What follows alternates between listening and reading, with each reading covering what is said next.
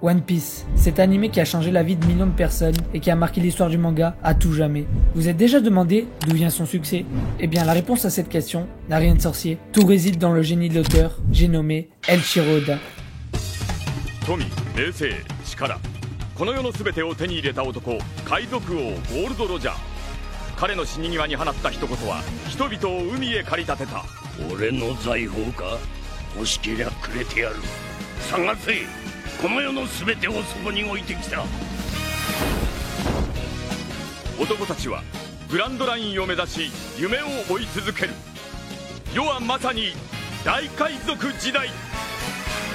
Nous sommes en 2000, le Weekly Shonen Jump est en très mauvaise posture financière suite à la fin de l'emblématique Dragon Ball ou encore de Slam Dunk. Mais heureusement pour le magazine, 3 mangas prometteurs naissent et le sauvent de cette chute. Comme tu t'en doutes, ce trio légendaire c'est le Big Tree et il est composé de Naruto, Bleach et surtout de One Piece. Tu l'as compris, One Piece ce n'est pas n'importe quoi, mais avant de m'approfondir, laisse-moi t'expliquer en quelques lignes l'intrigue. One Piece, c'est l'histoire de Luffy, un jeune homme de 17 ans qui part en mer seul avec son radeau. Il n'a qu'un seul objectif, devenir le roi des pirates. Dès le début, Luffy rencontre plein de belles personnes sur sa route. Mais tu t'en doutes, il ne peut pas continuer seul. Il va donc se créer un équipage de toutes pièces. Tout le long du voyage, on voit l'équipage du chapeau de paille continuer leur périple vers le One Piece. Mais ce ne sont pas des pirates comme les autres. Ce sont des pirates bienveillants qui sauvent des nations de dictateurs. Mais comme tu le sais, One Piece c'est bien plus que ça. One Piece, c'est un univers passionnant et riche, rempli de personnages tout aussi passionnants et attachants les uns que les autres. Mais pas que, c'est aussi une histoire extrêmement complète. One Piece a sans doute l'univers le plus riche et complet qui n'ait jamais existé dans le monde du manga. Il regorge de détails, et si tu n'as jamais vu One Piece, t'as dû être perdu quand je t'ai résumé l'intrigue. Mais ne t'inquiète pas, on va plonger dans son univers. Il y a 800 ans, existait une civilisation très avancée, mais malheureusement pour eux, 20 rois s'allièrent pour détruire ce royaume, et pour ensuite prendre la tête du pouvoir. Ce groupe de 20 rois se nomme aujourd'hui le gouvernement mondial. C'est l'organisation qui contrôle le monde. Mais cette organisation est loin d'être bienveillante. Maintenant, revenons 800 ans plus tard. Le monde de One Piece se compose de 4 grands océans assez pacifiques. East Blue, l'océan d'origine de Luffy, South Blue, West Blue et North Blue, qui sont coupés à l'horizontale par Grand Line, la mer la plus dangereuse, et par la verticale par Red Line, une montagne géante. Bon, voilà pour les notions compliquées. Maintenant, voyons de quoi est composé ce monde. Il existe globalement 3 camps dans One Piece. Les pirates, les membres du gouvernement mondial, comme les marines, et pour finir, les révolutionnaires. Parmi les pirates se trouvent les 7 grands corsaires. Ce sont 7 pirates affiliés avec le gouvernement mondial, et aussi les 4 empereurs. Ce sont les 4 pirates les plus puissants. Je vais pas vous parler de la hiérarchie du gouvernement mondial, car sinon ça serait trop long, mais globalement, voilà comment se présente le monde. Et tu dis sûrement que c'est loin d'être le plus complet, mais sache que mon résumé ne représente qu'une infime partie de ce que contient vraiment son univers. Et c'est une des raisons pour laquelle One Piece est si apprécié. Pour son univers extrêmement riche. Son monde contient énormément d'îles plus diverses les unes que les autres. Que ce soit le climat, les paysages ou même la culture, chaque île est unique et contient sa propre histoire. Et cette diversité, elle s'applique pas que sur les îles, car dans One Piece, il y a aussi une diversité d'espèces, comme on peut le voir avec les hommes poissons ou les géants. Bref, le monde de One Piece n'a pas d'égal. Pour trouver la recette du manga, un bon univers est une des choses les plus importantes à avoir. Mais pas que, il y a aussi d'autres thématiques très importantes pour compléter ça. Je fais en partie référence aux bons personnages, car c'est bien beau d'avoir un bon univers, mais à quoi bon s'il évite de bons personnages? Bon, déjà c'est quoi un bon personnage? Eh bien, pour moi, c'est un personnage qui donne l'impression de vraiment exister. Et c'est aussi un personnage qui arrive à me transmettre des émotions fortes, de par ses actions et sa façon d'être.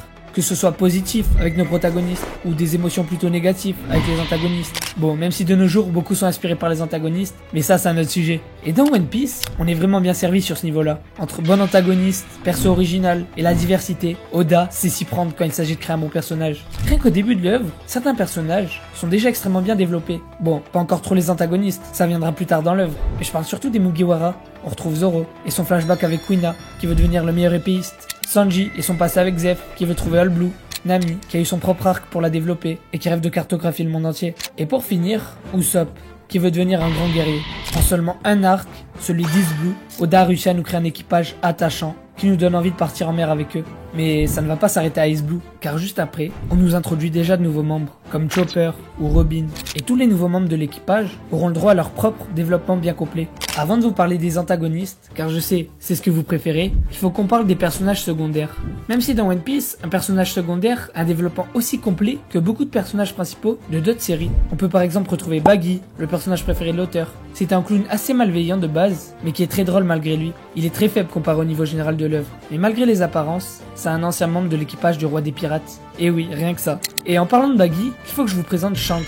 C'est l'ami d'enfance de Baggy, quand il faisait encore partie de l'équipage du roi des pirates. Shanks est aussi le mentor de Luffy. C'est celui qui lui a donné son chapeau. Il a même sacrifié un bras pour le sauver. Et contrairement à Baggy, il est l'un des plus puissants. Tout ça pour vous présenter ces deux personnages secondaires qui ont marqué les lecteurs.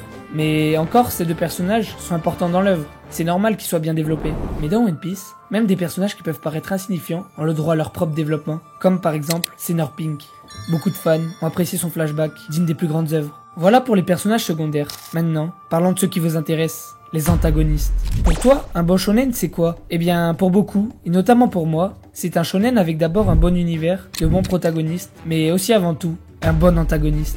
Et dans One Piece, les antagonistes sont emblématiques, comme par exemple Doflamingo, le dragon céleste déchu, ou encore Katakuri, en passant par Akainu. Il y a des antagonistes pour tous les goûts. Si tu aimes les antagonistes qui à la base étaient gentils, ou même les antagonistes juste méchants de nature, eh bien, tu es servi. Et pour beaucoup, le meilleur antagoniste c'est Doflamingo, l'antagoniste final de Dressrosa. Ce qui le rend mystérieux et mythique, c'est sa grande connaissance sur le monde. Et peut-être aussi son rire d'antagoniste fou.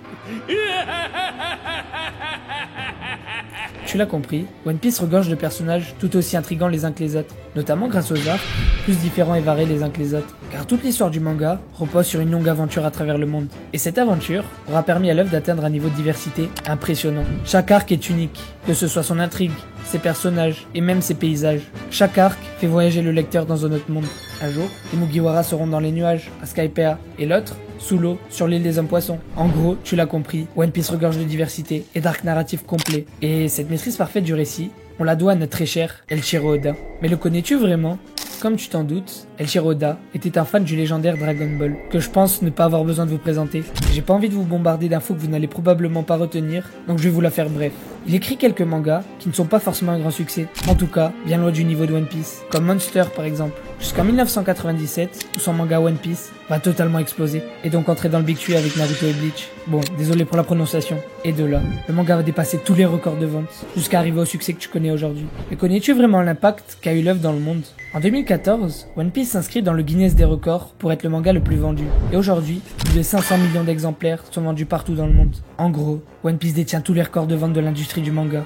Mais outre cet aspect économique, One Piece a surtout impacté directement ses lecteurs grâce au génie de Oda, car cette œuvre a motivé toute une génération à travers ses beaux messages et son art. One Piece nous a appris la détermination, l'importance de l'amitié, et elle a même abordé des messages plus complexes et délicats pour dénoncer des vrais problèmes. Mais il ne nous a pas juste appris des choses, mais il nous a aussi tout simplement divertis, car c'est sans doute l'un des mangas les plus drôles qui existent. Avec tout ça, j'espère que je vous ai convaincu qu'One Piece mérite amplement son succès, mais malgré tout ça, certains fans de manga ou d'anime refusent de regarder One Piece. Et tout ça à cause d'une seule et même excuse, que tu as toi aussi sûrement entendu. One Piece, c'est trop long. Quelque part, les gens qui disent ça n'ont pas totalement tort. Mais pour moi, ce qui rend l'œuvre presque indétrônable et qui rend l'histoire aussi complète, c'est cette même excuse. Et quand je regarde un anime qui a réussi à totalement m'inspirer dans son univers, j'ai qu'une seule envie, c'est d'en regarder toujours plus. Mais avec One Piece, je n'ai jamais eu ce problème, car avec 1000 épisodes, j'ai largement assez pour être comblé. Et en plus, c'est pas encore fini. Tout ça pour dire que dans l'histoire, sa longueur est plutôt une force qu'une faiblesse. Et quand l'œuvre sera finie, même avec 1000 épisodes, la plupart d'entre nous resteront sur leur faim. One Piece, ce n'est pas juste un manga, mais un phénomène qui a embarqué à l'aventure toute une génération et qui a retourné le monde du manga à tout jamais. On rush les 10 000 abonnés, donc si t'as kiffé la vidéo, n'hésite pas à t'abonner.